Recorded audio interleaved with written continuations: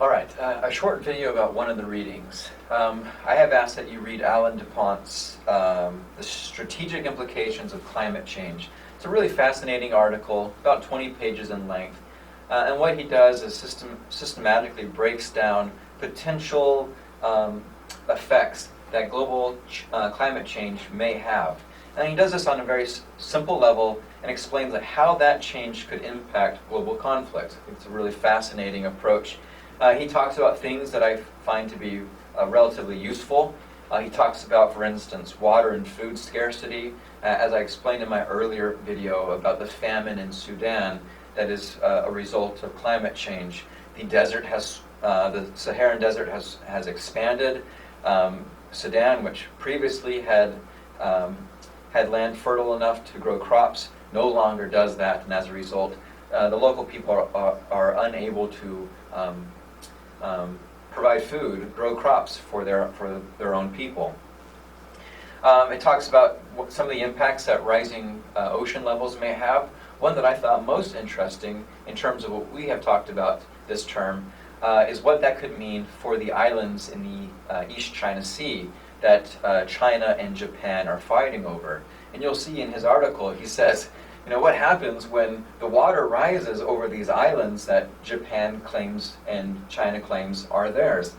What happens when that water rises is that those islands are no longer considered islands. Right? Islands have to have certain characteristics, have to be inhabitable, have to have a certain size. And when the water rises, the islands are shrinking.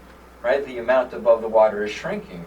So that will increase the claim that China could have to those territories, increasing the opportunity for conflict between those two countries.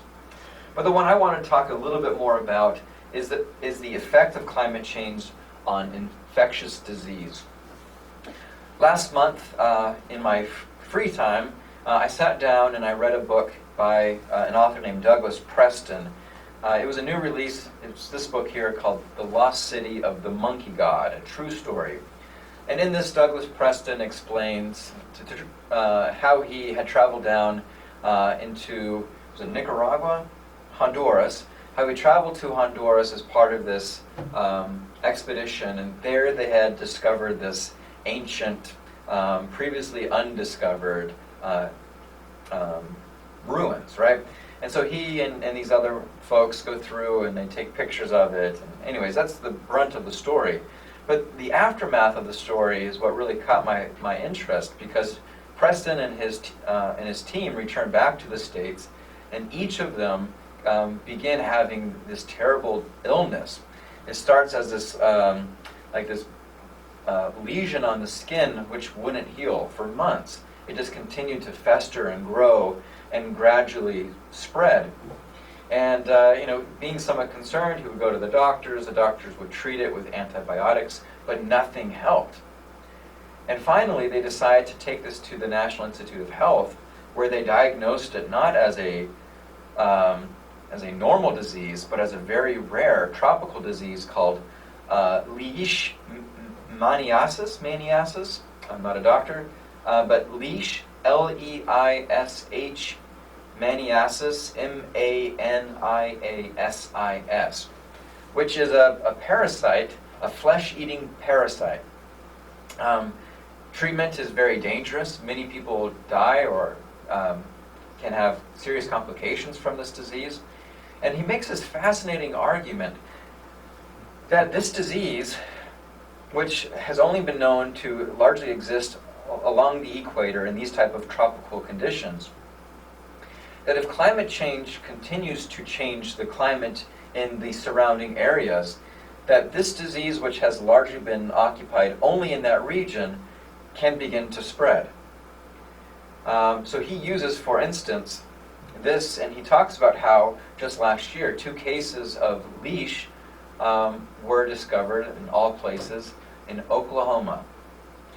Right, so he's making this argument that we as a people have to be prepared for some of the impact. And global climate change may impact things like waterways or our ability to fight our navy, right? It may mean that water will rise into our cities. But one thing that many of us aren't considering is this idea of infectious disease.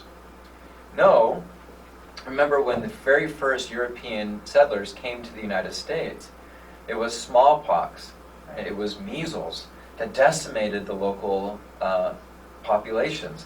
Upwards in some areas to 95% of the population were destroyed because of the introduction of a new disease into that population base. What happens if climate change allows for these type of diseases, which can only survive in specific types of climates, like leash? What happens when they begin to spread, and we as a people are not prepared for them? I think it's a really frightening proposition, and I would encourage you, if you're interested, to read more about leash, or to pick up Douglas Preston's book, The Lost City of the Monkey God. The chapters that I found most fascinating were the very last 3 or 4 chapters. So if you see it in the library, turn to those very end and read about his account with leash. And anyways, I found that to be really interesting. All right, well, that's it for this short video. Thanks, guys.